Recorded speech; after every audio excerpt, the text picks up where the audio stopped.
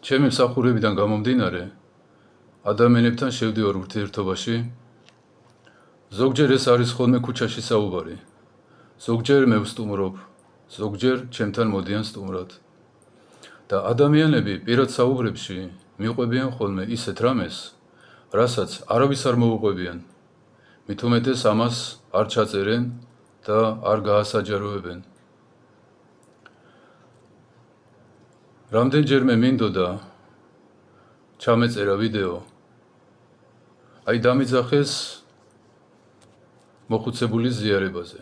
მოხუცებული მიყვება რას ხედავს. და რამდენჯერმე ვთხოვე, რომ თუ წინააღმდეგი არ იქნებით მეთქი, აი ტელეფონი მაქვს და თქვენ მოყვებით მეთქი, რას ხედავთ, თქვენ გარშემო რა ხდება. და მე ამას მეთქი ჩავწერ, შევინახავ, რომ შემდეგმა თაობებმა რაღაც ინფორმაცია მიიღონ.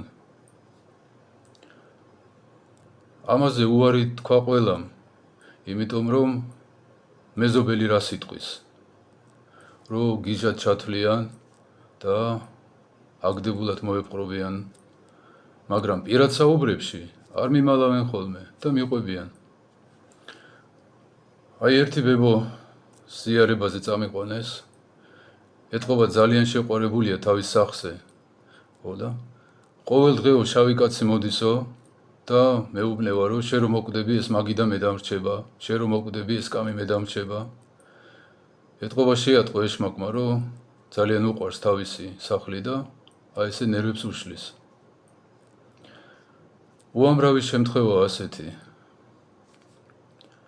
აი ერთი ჯარისკაცია და ასეთი რაღაც მომიყვა. ახალგაზრდა, სიკვდილს არ აპირებს. როცაო ეკლესიაში დავდივარ, ლოცულობ, მარხულობ, ვეზიარები, ყველაფერი კარგად არის, არაფერი არ ხდება, შვიდად ცხოვრობ. საკმარისია დაულიო, მოუწიო, ასე შემდეგ. ჩემი საწოლის წინო, ცხადში, მოდის ვიღაც შავი კაცი, წითელი თვალებით, გაბოროტებული მიყურებსო და მეძახისო, რომ წამოდი, აი ეს. უამრავი ასეთი მონათხრობია, ყოველ 2-3 თვეში ერთხელ ისეთ ამბავს ვიგებ, რასაც ვერ ვივარაუდებდი. და რა არის ამ ყველაფერში ტრაგედია? ადამიანები ვერ ხვდებიან, რატო ხდება ეს. არ არსებობს მიზეზ შედეგობრივი კავშირები. ადამიანი, რომელიც სვავს და მერე ხედავს, რომ ეშმაკი მოდის და აღჭობს. ეკლესიაში დადის და ეშმაკი არ მოდის და არ აღჭობს. ვერ ხვდება, რომ არ უნდა დალიოს. ადამიანს ცოდვით დაემართა, არა მარტო ის, რომ მოკვდავი გახდა, დამახინჯდა, ასე შემდეგ. აი აქ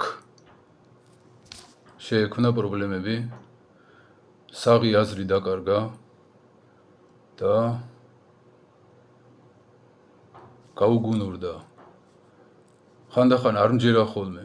ნუ თუ მეთქი მართლა ვერ ხვდებიან, იქნება აი ან დამცინიან ან, მაგრამ მართლა ვერ ხვდება ხოლმე ადამიანი. სახარება ღვთის შიში შეგვძენს სიბრძნეს, სიბრძნე დაგვანახებს ჩვენ გარშემო რა ხდება სინამდვილეში და გვექნება მიზეზ შედეგობრივი კავშირების დადგენის უნარი და დავინახავთ, რომ ყოველ ცოდვას 100 წლის მერე არა, აქვე მოყვება სასჯელი. ყოველ სიკეთეს აქვე მოყვება ჯილდო. ერთმა გაგახაროთ.